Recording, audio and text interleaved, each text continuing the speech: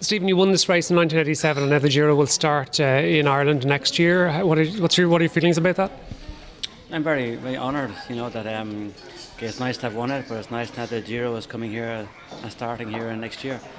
Even if it's 26 years on, I mean, it's nice that the Irish people will get to see a bit of this event that I actually won, and maybe kind of realise the achievement that was there at the time, and also it's nice for the Irish people to be able to participate in this magnificent spectacle.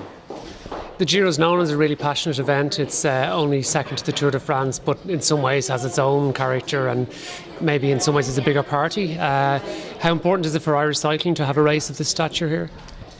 It's extremely important, but just once they don't miss the boat. I think they missed the boat in '98 when the Tour was here. So it's we're here now in the Titanic Centre. Let's just hope that the different federations get on board Titanic, and this time doesn't go down. Because I think it's having these events is important for the economy. It's also very important for the cycling federations, and they should be promoting cycling, right to the ultimate, maybe on the back of the Giro, on the back of the spectacle, on the back of the passion, and in the hope that when the Giro is gone, that cycling will benefit from it. And also maybe why not sponsors coming in, and why not have another Tour of Ireland in a couple of years' time. Your son Nicholas is a pro rider, as is his cousin Dan Martin. Do you think both of them could ride this race? Both could ride, okay, but maybe Nicholas could ride next year because it's his team, Saxo Bank. Contador is talking about riding here next year in the Giro. So if Contador is riding, I think Nicholas will be automatically selected then for the Giro here in Belfast. But it's too early to say yet. But there will be definitely some big heads.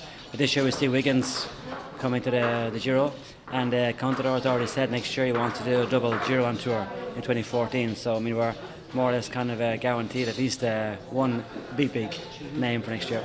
But both being Irish, I mean, Nicholas and Dan will obviously want to try and ride the race if at all possible.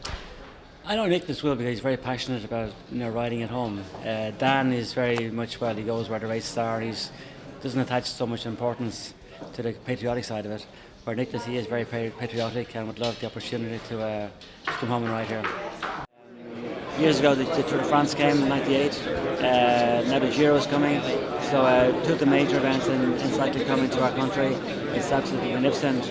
I just hope now that the different federations can get their act together and ride on the back of it. So just sum up how much it means to you this to have this event coming to Ireland. But winning an event like the Giro is a major coup, and to have that event coming to your hometown or your home country, it's a nice. Very honoured as well, because people see and hear about the Giro Italia but don't know what it is. Whereas I think when you see the Giro on your doorstep, you'll realise how big the achievement actually was back in those days, and how important the Giro is for promoting a country, for promoting images worldwide. Sum up how tough it is to win the race, the Giro. It's a major tour. It's 3 weeks long. It's 3,500 kilometres through all kinds of weather and terrain. So it's a survival of the strongest, really. But it is an incredibly hard race. As I was saying earlier on, because of the weather, the itinerary is going to be very hard anyway. But the weather makes it extremely hard, especially the last week.